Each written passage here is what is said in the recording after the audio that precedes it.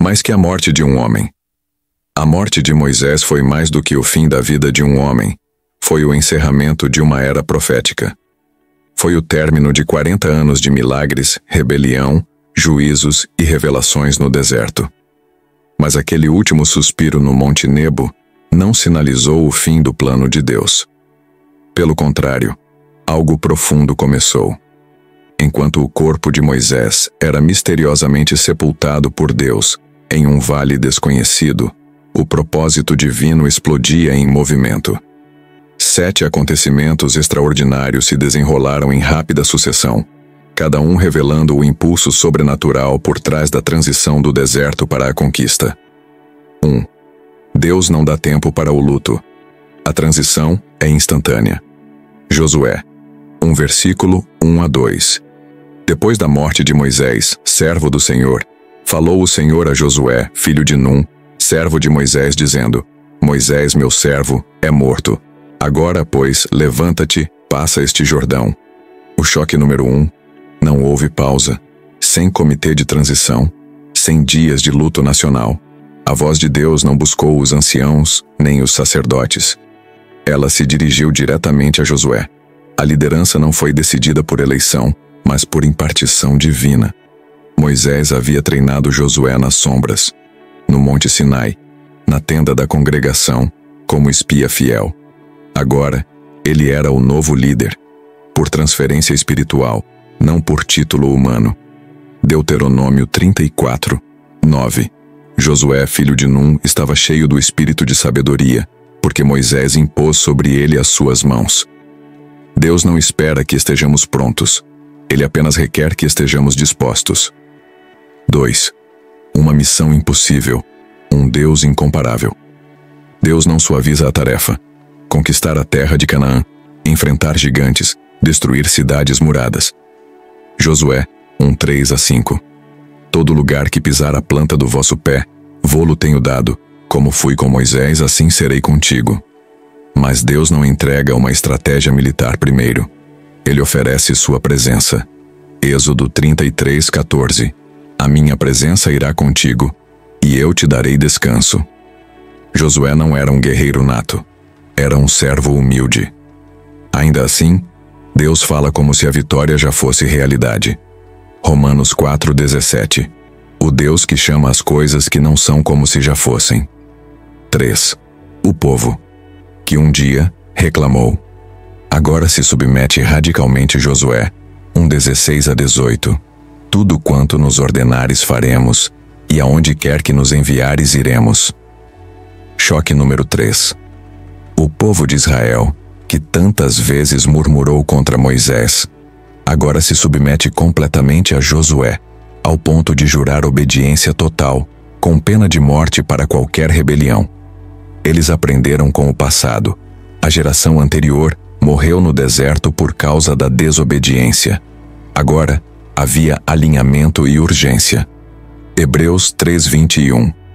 E vemos que não puderam entrar por causa da incredulidade. Essa obediência não era a idolatria de Josué, mas sim respeito ao mover de Deus. Eles não queriam perder a promessa de novo. 4. O milagre do Jordão. O Mar Vermelho se repete. Josué 3:15 a 17. Os sacerdotes que levavam a arca entraram no Jordão, e as águas que vinham de cima pararam e levantaram-se num montão. O quarto choque. O rio Jordão se abriu, assim como o Mar Vermelho décadas antes. Mas agora, sem Moisés, sem cajado, apenas a presença de Deus conduzindo o povo. Josué 4:14. Naquele dia, o Senhor exaltou a Josué à vista de todo o Israel. Esse milagre não era apenas para ajudar na travessia, era Deus testificando diante do povo: este é o meu escolhido, sigam-no. Continua com os choques 5 a 7, que podem incluir a aparição do anjo do Senhor com a espada desembainhada, a queda milagrosa de Jericó, a restauração da aliança com a circuncisão em Gilgal, etc. Se você desejar que eu desenvolva esses pontos também.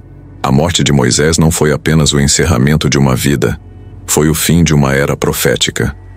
40 anos de milagres, rebeliões, Encontros divinos e peregrinação no deserto chegaram ao fim. Mas embora o corpo de Moisés repousasse no Monte Nebo, a missão de Deus não cessou. Na verdade, ela acelerou. Com um silêncio ensurdecedor e uma urgência divina, um novo capítulo começou, e o que se seguiu foram 7 eventos chocantes, cada um revelando o ímpeto implacável do céu após a morte do profeta. Choque número 1. Sem tempo para luto. Não houve funeral nacional, nenhuma pausa, nenhum comitê, nenhum atraso. Josué, capítulo 1, versículos 1 e 2. Moisés, meu servo, é morto. Agora, pois, levanta-te. Deus não convocou uma reunião. Ele falou imediatamente com Josué, assistente de Moisés. Não um profeta, nem um sacerdote, mas um homem que serviu nas sombras. Deuteronômio capítulo 34, versículo 9. Josué, filho de Num, estava cheio do espírito de sabedoria, porque Moisés havia imposto as mãos sobre ele. Isto não foi uma eleição, foi uma transmissão divina de autoridade, uma nomeação celestial. Choque número 2. Uma missão. Além da capacidade humana, Deus não entregou a Josué uma estratégia militar com 5 passos. Ele lhe deu a sua presença. Josué capítulo 1, versículos de 3 a 5. Todo lugar que pisar a planta do vosso pé, vô-lo dei.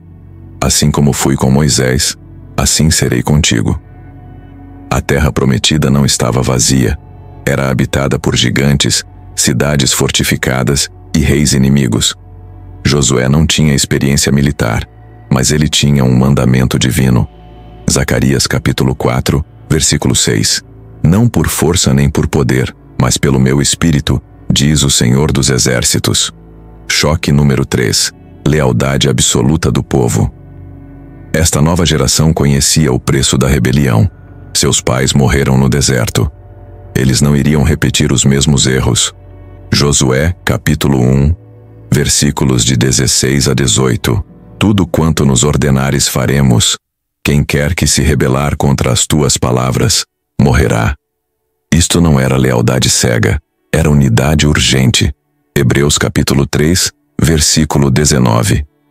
Vemos, pois, que não puderam entrar por causa da incredulidade. O mover de Deus exige alinhamento, não opinião. Obediência, não hesitação. Choque. Número 4. Outro milagre nas águas. O Mar Vermelho se abriu a leste. Agora, o Rio Jordão se abre a oeste, bem na fronteira da herança prometida. Josué, capítulo 3, versículo 13. Quando as plantas dos pés dos sacerdotes tocarem as águas, o rio será interrompido. As águas não se abriram para os espectadores, apenas para aqueles que deram o passo de fé. Hebreus, capítulo 11, versículo 6. Sem fé, é impossível agradar a Deus. Este milagre não era só espetáculo, era legitimidade. Deus estava dizendo: este é o meu escolhido, sigam-no. Josué, capítulo 4, versículo 14. Naquele dia o Senhor exaltou Josué perante todo o Israel.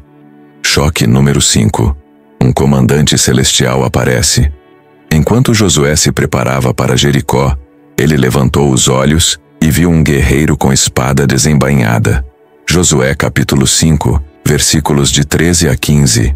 És tu por nós ou por nossos inimigos? Perguntou Josué. E o homem respondeu: não, mas venho agora como príncipe do exército do Senhor. Este não era um anjo comum. Muitos estudiosos acreditam que era uma manifestação pré-encarnada de Cristo. Êxodo, capítulo 15, versículo 3. O Senhor é homem de guerra, Senhor é o seu nome. Esta não era a batalha de Josué, era de Deus. Segundo Crônicas, capítulo 20, versículo 15. A batalha não é vossa, mas de Deus. Antes que as muralhas de Jericó caíssem, algo dentro de Josué teve que cair. Seu orgulho, suas suposições, seu senso de controle. A vitória começa com rendição. Choque. Número 6. O maná cessou. Depois de 40 anos de provisão sobrenatural, o maná simplesmente cessou. Josué capítulo 5, versículo 12. Cessou o maná, depois que comeram do fruto da terra. sem aviso, sem explicação. Por quê? Porque eles não estavam mais sobrevivendo. Agora estavam entrando em uma temporada de plantar, colher e governar. O maná era para sobrevivência. Canaã é para amadurecimento. Hebreus capítulo 11, versículo 1. Ora, a fé é o firme fundamento das coisas que se esperam. Deus estava dizendo: você não está mais no deserto. Eu ainda estou provendo, mas de uma nova forma. Choque número 7. Um ato de aliança arriscado. Antes da batalha, eles tinham acabado de atravessar o Jordão. Jericó estava à vista. O ímpeto era deles.